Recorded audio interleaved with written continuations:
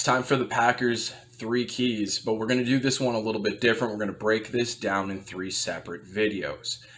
The three videos titles basically go the ease of offense, the difficulty of defense, and a transition that we don't want to admit. I say we because I'm a Packers fan. That's where I grew up. I grew up watching Ron Wolf manage this team. By the time Ted Thompson took over, I was studying anybody who was succeeding. And what Green Bay has to admit is that Ted Thompson and Ron Wolf, they were good. They were simply good. There are areas that you can critique with them both, but for the most part, they were very good at managing this team. Which brings us to the current general manager in Gutekunst. Now, to be fair to Gutekunst, he came into the general manager role in a really awkward position. You had an established team that was fading. You had a coach that was on his way out. And there was a lot of turnover and a lot of change that needed to happen. And it needed to happen fairly quick. So he made some decisions that I don't agree with typically, but in the circumstances, I would say I agree.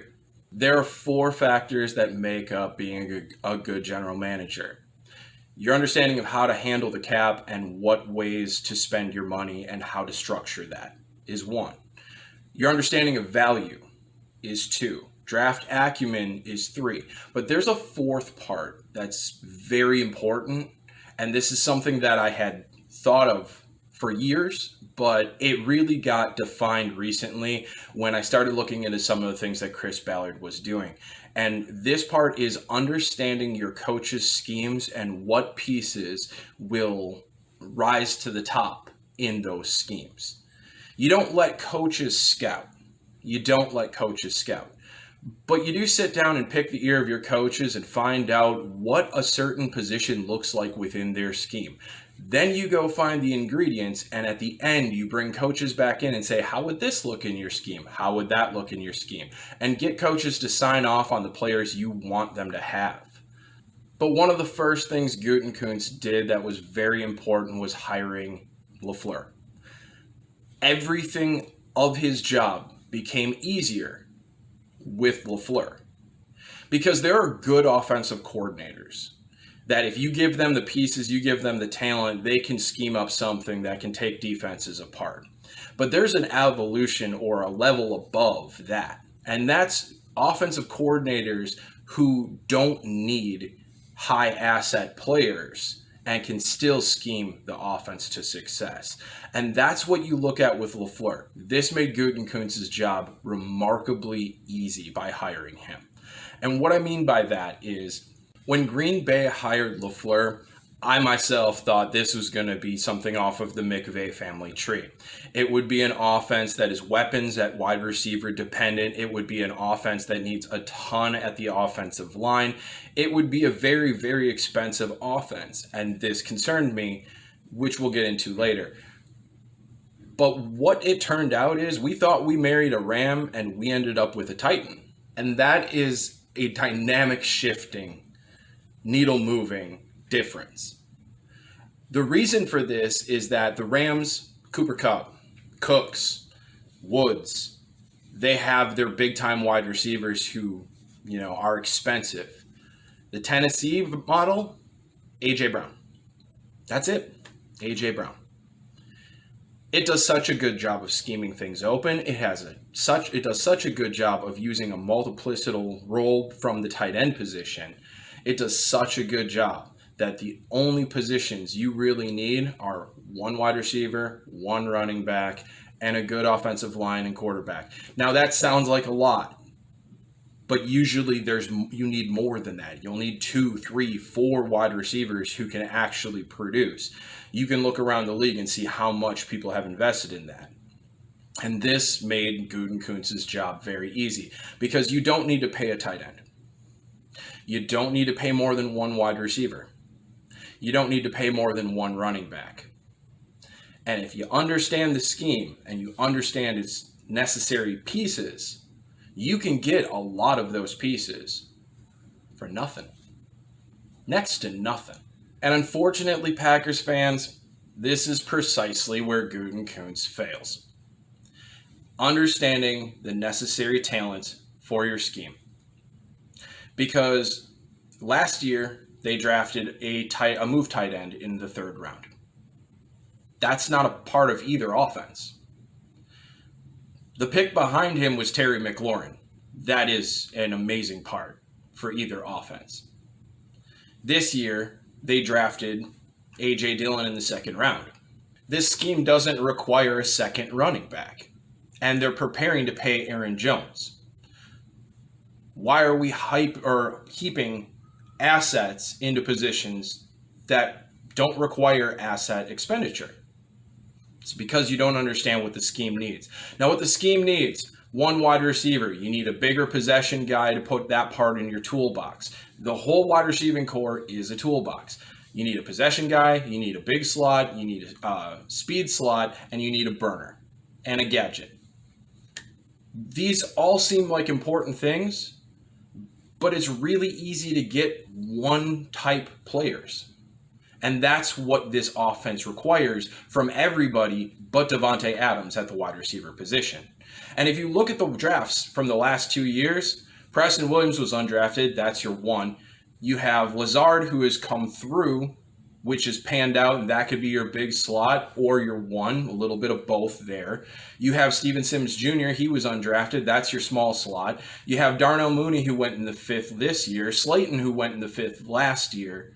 And you have gadget players such as Olamide Zaccheaus. He went undrafted.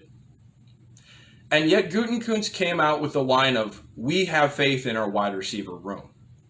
That is not how you handle this offense. This offense, you hunt wide receivers because your goal is to pay none of them. Because then you can invest your assets at quarterback, running back 1, and the offensive line. That is what makes this offense go. And from a scheme issue, it's there. From the talent issue and the understanding of what pieces are important, it isn't. Now at tight end, you need a blocking tight end. That's Mercedes Lewis. He's extremely cheap. MyCole Pruitt's the one in Tennessee. He's extremely cheap as well. You need a H-back style tight end. Now this is Jonnu Smith in Tennessee. Green Bay took DeGuara this year, and that fits that role very well. It's a little bit early for DeGuara, but it's still a good pick and it fits that role. I am on board with that pick. But then the 3rd tight end is kind of a mash of all things. A little bit blocker, a little bit route runner, and Tonyan has risen to that role beautifully. He was an undrafted free agent. Yet a 3rd round pick was put into Sternberger, a 2nd round pick was put into A.J. Dillon, and this could have allowed Green Bay to draft Terry McLaurin the year before, which would have allowed them to move on from Davante Adams and get very inexpensive at the wide receiving core. They could have continued to hunt wide receivers and upgraded those weapons. And that's important because this offense has a hole in it. As good as it is, it has a hole in it. And that's your offensive line must be long, strong, and mobile. You have to invest assets into this offensive line. And we've seen good things from Ricky Wagner in his time. Billy Turner, both long, both strong guys, have shown good things. And Elton Jenkins has also shown good things. But with the way that the cap has been structured, Bakhtiari is about to get super expensive.